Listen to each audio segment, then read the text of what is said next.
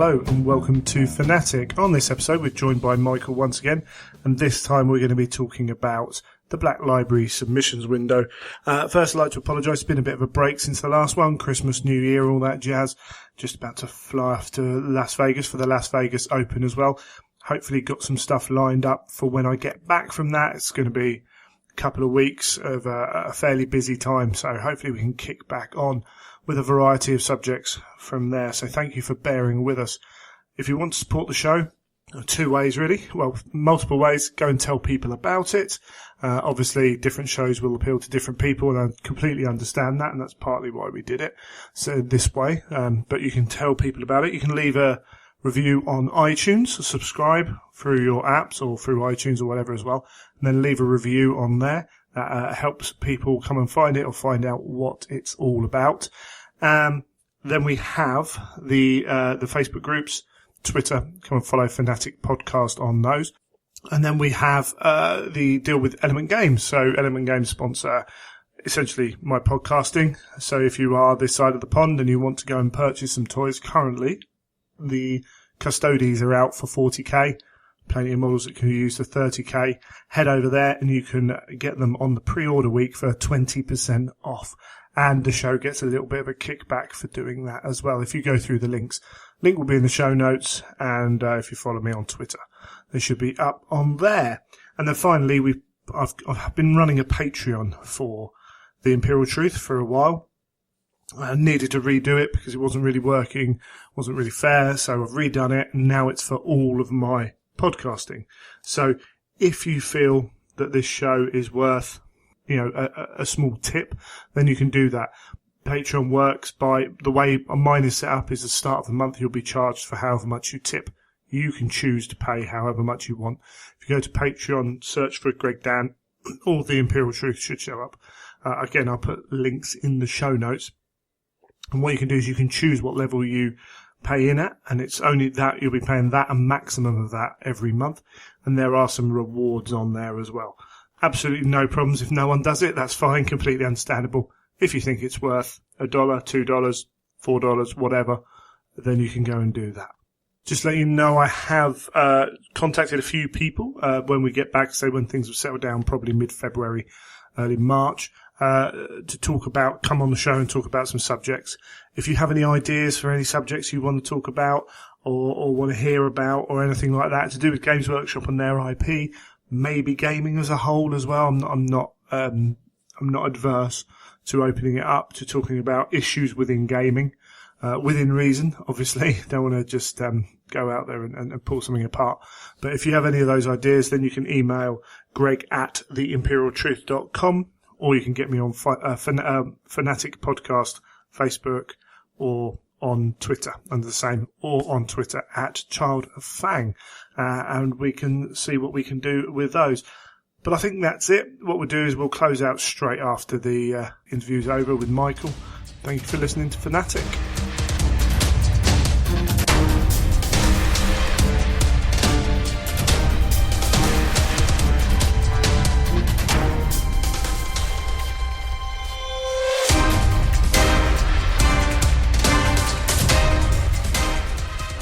And here we are, joined by Michael once again. Hello, Michael. Hello, Greg. How you doing? Yeah, I'm good, thanks. Excellent stuff. And we've got you on because, Black Library have just announced their opening their submissions window. I know, it's exciting. It's been a while. Cool. Do you want to explain exactly what this means? Sure. So, essentially, if you want to write for Black Library, there are, generally speaking, two routes. One is be published by someone else. Yep.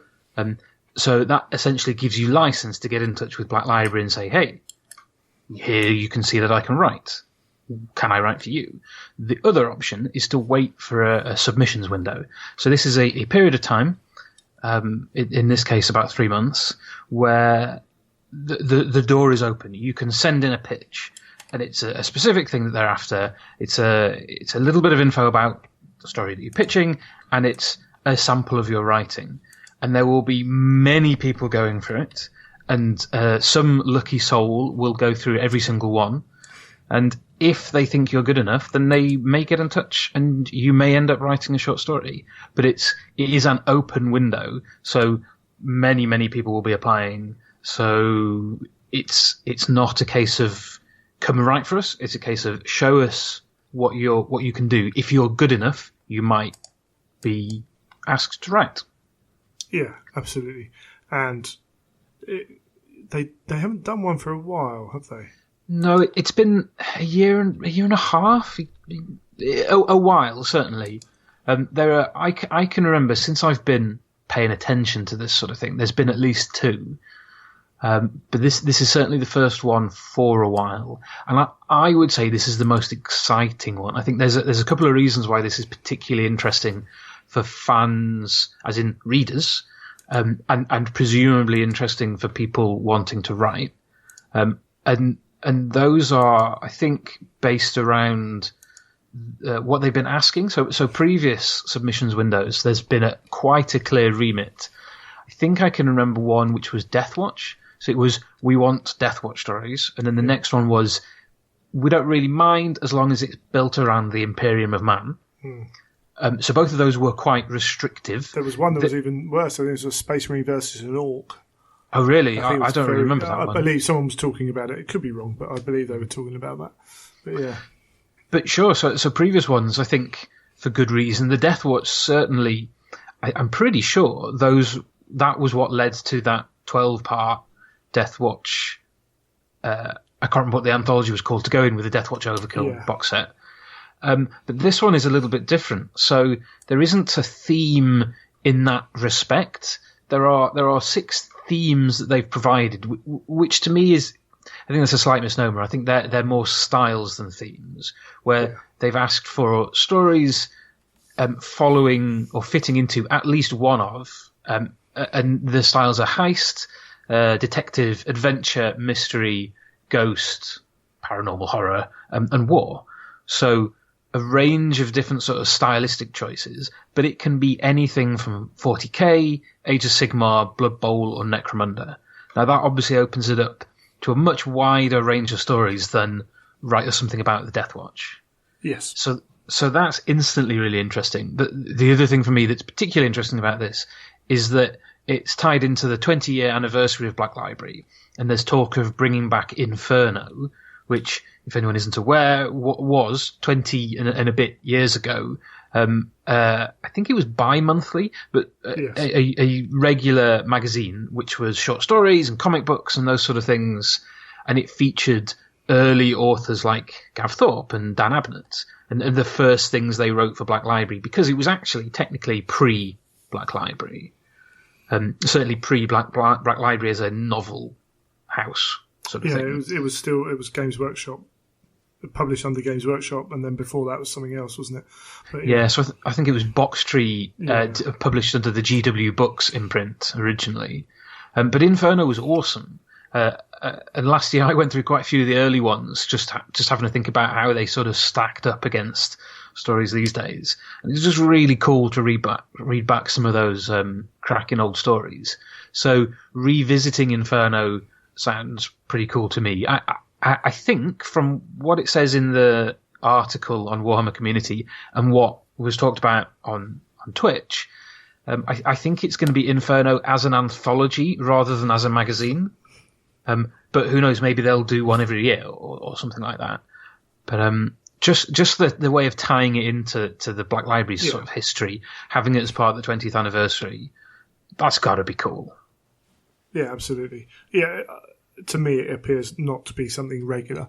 It appears to be just to honour the title that was Inferno, to then release a collection, an anthology, which is cool. Yeah, and you're right. And I think this actually, I'm not a writer.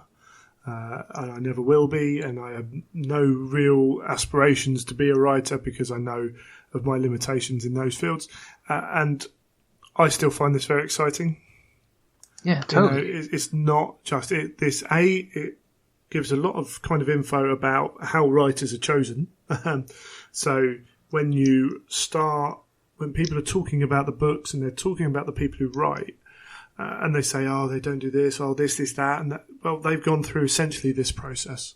Absolutely. That's how the editorial team will look at their work and decide whether they write and what they write. So that it gives us more context for what they're writing and that. but also just to see kind of maybe even what they're looking at, how they're expanding Black Library potentially, and who we might be reading in the future. I think that's super exciting. Don't get me wrong, I love reading stuff from the existing stable of writers, but I think we are all, to a greater or lesser extent, sort of greedy for new content. Always. And so the idea of just some new names is dead exciting. I mean, in the last year or two, we've had people like Robbie McNiven and Ian St. Martin coming along and writing stuff, and Andy Clark, Nick Horth, that have produced some really great stuff. And who knows, in the next couple of years, maybe we'll have a whole bunch of people adding extra stories and books on top of this. And that to me can't be anything but exciting. And I'm just really looking forward to seeing the sort of styles that we get. And I think one of the things that's got me really fired up about this is those 6 styles. Yeah. So it's not that anthology, Inferno, who knows how many, maybe you'll have 12, 15 stories, something like that. And the idea that they're not all going to be Space Marines having a fight. Don't get me wrong, I like reading Space Marine battle sort of things, but the idea of there being heist stories or ghost stories, detective things, like that's cool, and we haven't really seen that much of that sort of thing in relatively modern times. So the idea of it being something a little bit wider ranging, opening things up to the different styles a bit more than we have done previously, I'm really looking forward to that. Do you think, obviously, so they have to come up with a process. They're deciding to open a submissions window, so you have to have a process, so you have to have limitations, so they have to do this. However, do you think there's a little bit of maybe seeing the future of Black Library branching out in terms of style? Because we've seen how many horror? We've seen a handful of horror novels in 40k. Yeah, I mean, the odd detective short, but never anything more than that. No. Mystery, not really. Heist, potentially 1 or 2 shorts. It tends to be fairly. The style of most of the writing is fairly similar. The old world offered a few more intrigue kind of things. And we're getting that a little bit more now with some of the Inquisitor stuff. Yeah. But, it does seem potentially, reading kind of between the lines, that they might be looking at diversifying the range of books they put out a little bit, which to me wouldn't be a bad thing in terms of maybe trying to grab new audiences for reading. I think absolutely. I think it's difficult to sort of predict because I'm sure the guys at BL are thinking, well, let's try and get some other styles and let's see how they take. I mean, it's been a long time since we've had anything. Was a long time since we had anything that wasn't fairly sort of straight up. And then we started getting sort of Josh Reynolds started to do a few things that are a little bit more tongue in cheek, a little bit more black humoured. People like Andy Clark writing really sort of straight up adventure stories, a bit more than the grimdark.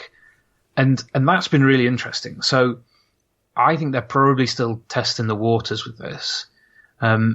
But I guess it's can we get people who can write these sort of things, and then if we publish them when we're doing it short stories, so there's less of a financial commitment, are we going to get a good uptake, I should say? Are people going to be interested in this? And a short story anthology seems like a good way of doing that. So I think absolutely right. I think this is BL thinking, let's look ahead a little bit, but we don't have to commit to too much just yet. Sure, yeah. That's how I would do it, certainly. And nature of the beast, we're trying to look ahead, but you can see the commercial benefits if they suddenly can put out the odd detective police procedural that can go into those shelves rather than just sitting on a sci-fi shelf where, people who maybe read police procedurals don't even bother looking normally. Well, that's an interesting point because I wonder how easy it would be to get the book trade to accept a Black Library crime book. Like, would it get put on the crime shelves? And really, can is there an audience for a book which is straight up a police procedural that just happens to be set in Age of Sigmar? I don't know. Yeah. I feel like there'll be elements of, and I think when in a year's time, whenever it is that we start seeing these, and assuming we do get heists and police procedurals and that sort of thing, I think my gut feeling is that they'll always be rooted in Warhammer, as in there'll always be lots of fighting and that sort of thing, but they'll be stylistically a little to the left of your standard sort of quests, or big battles book. Maybe just appearing in a magazine under a different, like, you like this, have you ever thought about trying this slightly left field choice? Yeah. Which, again, if that opens it up to a new audience, that's worth it. I think potentially, as you say, like detective police procedural as a base story, I don't think that's going to work. As an Inquisitor story, as a whatever, that kind of thing, it's still very much a 40k novel and would sit that way. But the paranormal horror aspect has a lot more potential. I think you're right, and maybe almost a spin-off imprint, which is genuine supernatural stuff going on. I mean, I can see Josh Reynolds being all over that from an existing author perspective. But yeah, maybe that's an easier buy for the book trade and indeed for people wandering along, because when you're looking at the horror section, I mean, I don't read a lot of horror, but I'm assuming you see quite a lot of supernatural fantasy elements in there already, so it's probably not that much of a leap, especially in really like grim dark 40k. I don't know how Age of Sigmar will fit with that sort of thing, because I can see gothic horror being a very old school Warhammer thing. Yes. I'm assuming it could work perfectly well in Age of Sigmar. We just haven't seen much of that yet. No, we might know more once the Malign Portals stuff is out and the worlds and the realms are a bit more fleshed out to see whether there's room for that kind of thing. But yeah, it's an interesting thought process at least to discuss. I think for sure, and I think what's interesting is that this is, from a new author perspective, it's quite clear, and this came on the stream, that the process is, if you get through all this submissions process, the process then is write us a short story. We'll see how it goes. And presumably we'll see how the relationship is. We see how the end product is. We'll see how well it sells, all of those sort of elements. And then over time, if you do well enough and people like it enough, then you'll be bumped up to writing longer form. Assuming you want to write longer form. So I guess this is the start of a bit more of a formalized, for us looking in, a formalized process of, trying to find a non-cynical way of saying it, like the conveyor belt of this is the first step, and then, who's going to get from here to here, sort of thing. Because we saw that with Ian and Robbie and people like that, short stories first, and then, I think Ian did a novella and Robbie did a sort of serialized novel, and then they've ended up writing really good, full-scale novels because they've demonstrated that they've proved themselves. Yeah, absolutely. And it's sensible for any, for Black Library to do that. And it was very much the case where you would start off with a battles book. Yeah, that's right. That kind of thing. Or it used to be Guard, didn't it? It was used to write a Guard. I think ADB's Cadian Blood was like, right, okay, you're new, you get to write a Guard novel and move forwards. And that makes sense. You're not going to let someone who you believe has got the talent and the all the skills you need to do that. You're not going to let them loose on your best product straight away. No, and I think that's quite clearly why though it is a broader reach for this submissions window, Heresy is obviously notable by its absence, because no way is a brand new author who's not published anything for the company going to be allowed to write a Horus Heresy story. So I think it didn't come up on the stream, and it hasn't been bluntly put in the article, but I think if you are considering it, it's just a straight off, if you submit a Heresy story, they'll just ignore it. I would, if I was them. Don't write a Heresy story. Yeah, I mean, so submissions process, the rules, it must be you must use intellectual property and be based in any of the Warhammer 40k, Warhammer Age of Sigmar, Blood Bowl, or Necromunda settings. Yeah. So technically, Heresy is in the Warhammer 40,000 setting, but as you say, because they haven't said Horus Heresy, which is its own standalone thing for Black Library, it's just not worth playing. So they did a Twitch kind of show on the whole process and gave some advice to people wanting to enter. And one thing was very clear. We had John French and Lottie, I can't remember her name, on there, and she's a submissions editor. Yeah. And they repeated more than once. It's like, if you think what you're doing might break the rules, then don't do it. Don't do it. Because, if you break the rule, you will be out. So last processes, people weren't getting replies back. People, I've seen a lot of it. Oh, are we going to get replies from the last time we entered? Well, the volume of entries meant that no.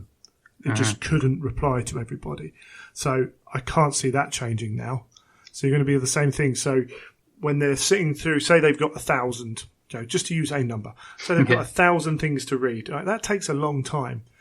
If you can go through and delete that by half, just by taking out people who haven't followed the rules, which is showing maybe, mistakes happen, but generally shows that you haven't taken enough care over it. But also shows that it suggests that when you're working with a company like GW, because you're writing their story for them, you're not writing your own story, they don't want to have to be checking on you whether you're breaking the rules or not the whole time. And that is part of being an IP writer, and quite an important part. So it doesn't look good doing that. So kind of always make sure you're just that side of the line. If you think you're getting close to it, maybe take a step back. That's absolutely right. There is also a little bit on the sort of FAQ section. There's a question of what time period can I set my story in? The answer being all submissions should be set in the contemporary timeline for each setting. So don't pitch something set in the Empire. I wouldn't, if it were me, I wouldn't pitch something set in pre-Dark Imperium or 40k. Don't do something in the Age of Chaos for Age of Sigmar. Set it in the here and now. And I think a really interesting thing they talked about was how you may well end up, if you're successful, not getting to write the story you pitched. Yeah. The pitch is a way of exciting them and getting them interested, and then a conversation will occur. So just go for something that you think will stand out. Yeah. Stand out, but fit the rules. It's one of those things. I think if you're not in that situation, sometimes you forget, you might be able to write, but if you don't have ideas, then what you're writing is not essentially that relevant. Yeah. Because if it's not exciting as a story in itself, without the writing being any good, then tough luck. The same works the other way. You can have brilliant ideas and not be a great writer. Yeah, definitely. And we see that all the time. So you've got to have at least a considerable amount of both within that. I think definitely. One of the things from that perspective that I think is really useful for anyone who wants to go for this is just how open BL are being. So there's advice from authors, and I don't know how many it is, like 8 or 9 maybe, 2, 4, 5, 6, 7 of them.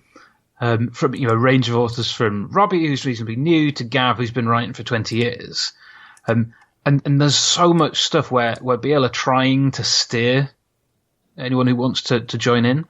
There's information. They've done that Twitch show which answered questions, which talked about it, which had John giving loads of really useful advice.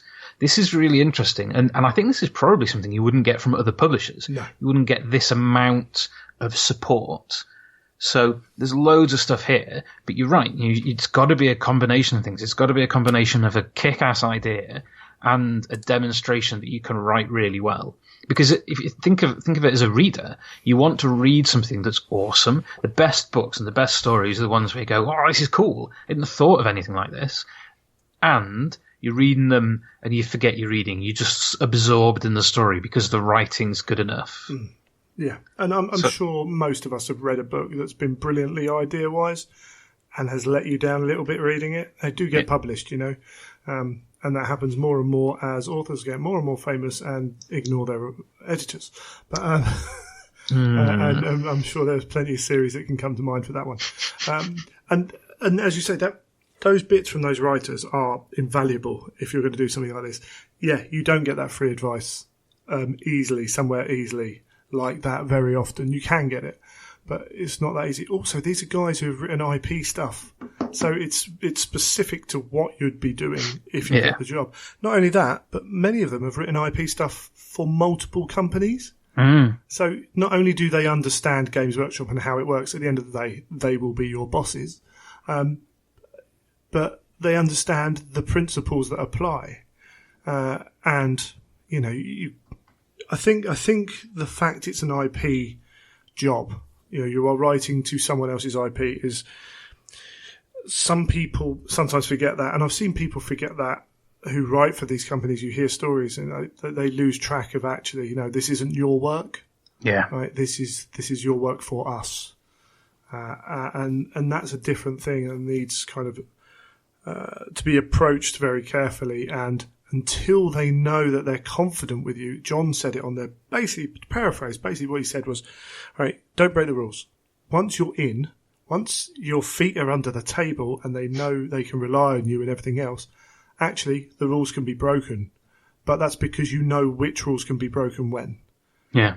But you need to have the backup of people who are prepared to go, oh no, that's fine, he understands how this world works, and yes, that works. Definitely, and the example you gave before of Aaron, I mean, Cadian Blood is a relatively straight-up Imperial Guard novel. Yeah. And then you went and wrote the Night Lords trilogy. And I'm not suggesting anyone would get necessarily, maybe you would, but not necessarily get the same freedoms these days. But it just goes to show that you demonstrate you can do the basics. It's like anything, it's like a normal job. Yeah. You start a new job, you prove you can do the basics before you're allowed to do the cool, fun stuff afterwards. That's just how it works. Yeah, absolutely. Yeah, it's really cool. It's almost a shame we won't get to see a lot of these because they're going to be good. The thing is, a lot of good people are going to get rejected. Yeah. In fact, on Twitter, I think David Annandale retweeted a horror writer who's had books published, who said, yeah, he's going to be applying. He's never got past the second round. Because he wrote it as it's the hardest interview kind of thing or something like that he does. And maybe that's a style thing. Who knows? I don't know. I'm not part of the process. I don't know what he wrote. So let's not disparage the guy. But he's a published author multiple times. So it's not like he got away with one. You know, he's been published multiple times and he hasn't got through. So I wonder how much good stuff there is that maybe just didn't quite fit what they were looking for or had some issues. Who knows? But we won't know. We'll only know the winners unless you are on one of those Facebook groups. There are Facebook groups. There are like Black Library Bolt Hole is a place where people who aspiring writers meet a lot, and there are lots of places like that online. If you are an aspiring writer, go and try and find some of those places. Totally. I think that's such an important thing, and it was advice that was given, which is get people to read it. Yes. Get people to read it who will give you constructive criticism. Yeah. And this applies in so many things. And you know, you find it in your normal workplace when you're doing something and you want someone to look at it and say, you know, is this right? It's not really helpful when someone goes, yeah, it's great. No. Like, well, okay, fine. But that's why don't get your mum to read this. Get someone down at your games club or get someone that you know is really picky about what they like. Get someone that you know is into this sort of stuff and has read a load of other things and say, look, tell me where it doesn't work. Because you've got to write a pitch and a 500-word summary. So the pitch is a paragraph. So that has to tell someone immediately that it's cool, like what it is, and that it's cool and that they're going to want to read it. And then the 500-word writing sample has got to show that you can illustrate that really well. So both of those have got to hit Lottie or whoever it is that reads this immediately and stand out from everything else. So from an idea perspective, I imagine she'll get loads of Space Marine X goes and fights war on planet Y. Like, cool. But however great the writing sample is, the idea probably isn't going to grab her. But equally, she'll probably get loads of things where she thinks, oh, okay, that story sounds really good, but the writing isn't up to scratch. So get people to read them. Do it over and over and over again. You've got 3 months because the deadline is, I think, the 10th of April. Yes, so do it over again. Ask someone to read it. Ask someone else to read it. Fix it. Go back and change things. Ask them to read it again. Ask someone else to read it. You've got loads of time. Surely that's got to be in your best interests. Yeah, this is... and I'm sure there are people out there who are sitting on stories that they've done that for, hoping for something like this to come up, and that's a different issue. But you've got that time. Use it. Even if you write it, finish it, and think, yeah, that is perfect. Put it aside, come back to it in 2 weeks later. Exactly. Your mind's in a different place. You can be a bit more objective because once you've done something, this is brilliant. Because maybe in your head, what you've written down makes perfect sense or fits or whatever, but actually when you go back and read it without that viewpoint, with that assumed knowledge, it loses bits, things like that. You've got that time, go and use it. Absolutely. I mean, I am not a fiction writer. I write a lot for Track of Words, and sometimes I'm writing to a deadline, so I've just got to get it out because I just need, I've committed to having something ready. But often the sort of longer articles or the reviews that I'm not so sure about that I want to make sure I'm getting my point across, I'll run it past other people to check. But even if I can't do that, just don't publish it the minute you write it. Come back to it the next day, and every single time I go back, even if it's just changing typos or tweaking my use of grammar, I'll always change something. And that could be writing a 200-word review. I want to go back and fix something. And this is, with the greatest respect to people who are coming and reading my stuff, this is not like me trying to pitch for a job. It's not got the same pressure on it. No. So if you're if you really want to be an author, you want to commit to this, I don't understand why you wouldn't go and really go through the process and make sure it's absolutely right. And they talked a lot on the stream about submit as many stories and pictures as you want, but it's probably best to make sure you submit one absolutely kick-ass pitch and sample than 5 sort of okay ones. Well, I would even go so far as, and they didn't say this, but I would go so far as to say, if you submit 5 pitches, one of them's amazing, like one of the best things they've seen, and then 3 of them are average and one of them's crap, then they're going to question whether you've got the ability to do it regularly as well. That's a fair point. And yeah, I mean, don't get me wrong, I'm not a submissions editor, I don't know what they're looking for, but you've shown you've got the talent. But there is a certain element of, can we rely on getting that level out every time? Yeah, and that ties in with, I'm pretty sure, John French's advice. The first thing is, the most important thing you will need is endurance. So being reliable, being someone that Black Library can say, eventually we're going to want these people to write books and sit there for months at a time and do this multiple times a year. We want someone who can knuckle down and do it and can deliver something properly, like really well every time.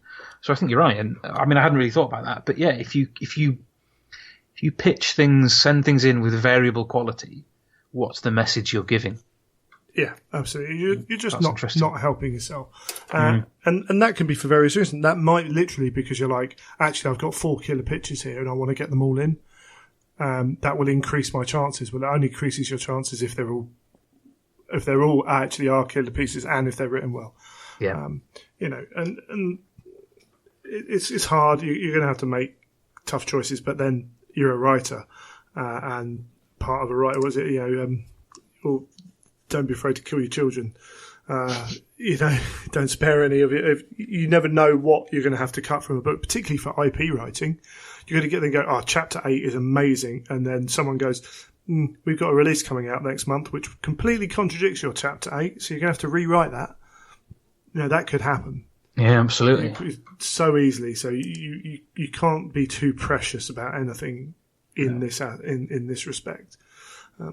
But yeah, there's loads of great advice in there. One thing I didn't really see written down, but they were saying about the pitch. Picture's got to be, you've got to grab attention. You've got to have a cool idea, but you've also got to tell how you're going to pay it off. Yeah, and I thought that was really interesting because when you look at these sort of things, I read the instructions. I thought, what is a pitch? I mean, I'm not an author or an editor, so I've never seen one. So what is in a pitch? I thought it was really interesting when they explained that it's not like a synopsis for a book. You go on the BL website and it sort of sets the scene. Like, okay, but from an editorial perspective, it sounds like tell me the scene, but also tell me what the whole don't describe the story, but yeah, tell me what the payoff is. Help me understand what I'm going to feel at the end of it. I thought that was fascinating, really good advice. Yeah, it was really cool. It was really interesting to listen to them actually.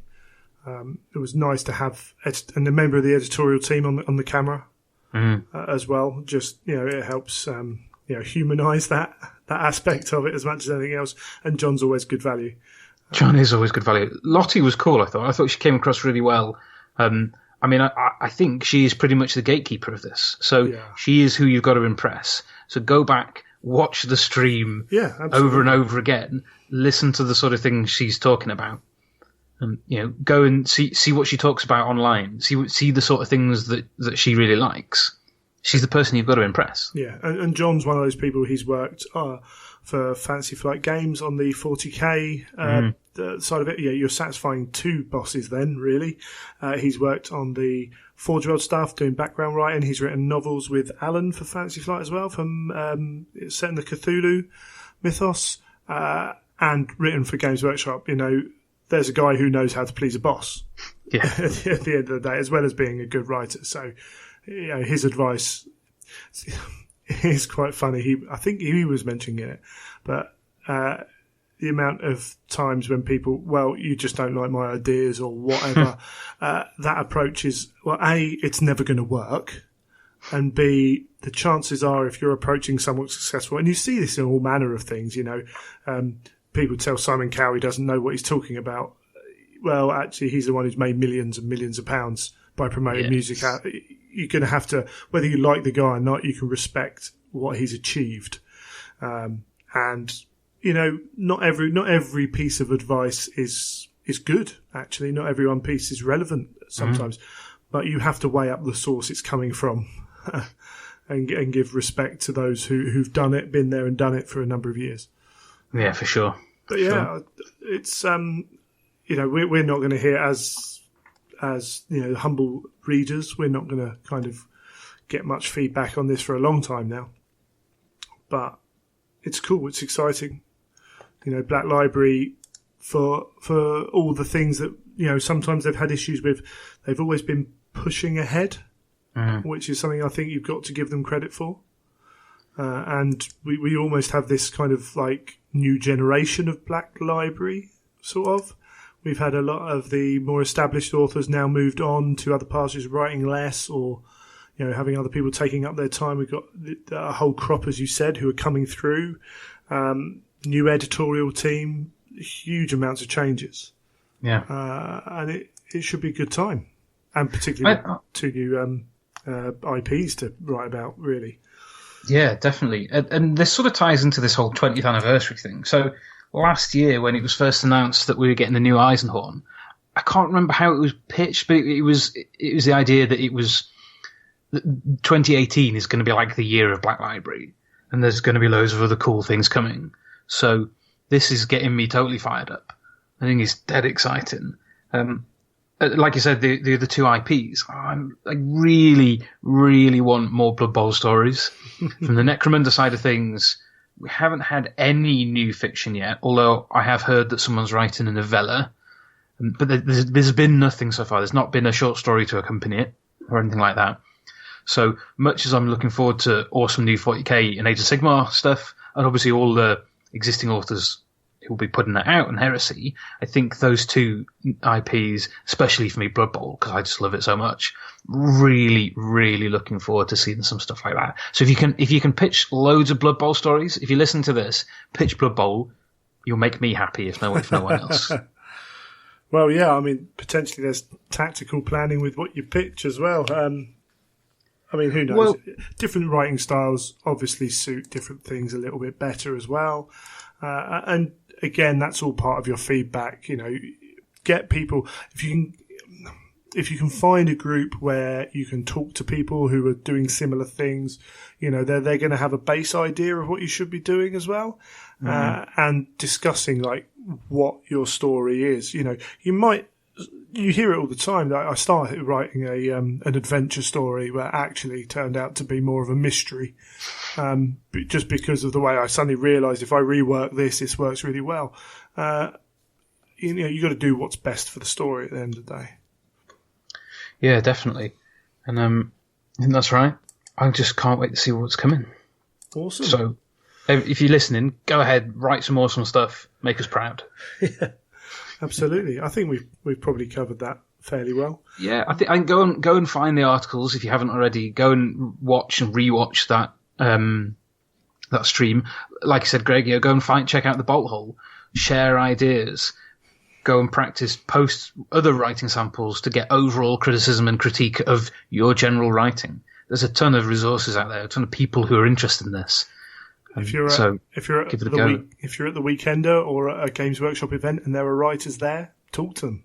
Yeah, like they're usually more than happy to chat about any of that kind of stuff. Yeah, I mean, I would say don't talk to them about your pitches, but talk to them about the general art of writing.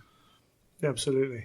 Because, they're all pretty helpful like that. Yeah, cracking bunch. Excellent. Well, I think that's probably covered that. We're hoping to get some, in fact, not too long after this comes out, fingers crossed we'll get an author and an editor on, actually, to chat more about it. That'd be great. And go maybe a little bit into their experiences of it from each side as well. So, fingers crossed on that one. We'll try and schedule that. But thanks for joining us, Michael. Pleasure as always. No worries, and we'll speak to you later. Cool. Cheers, Greg.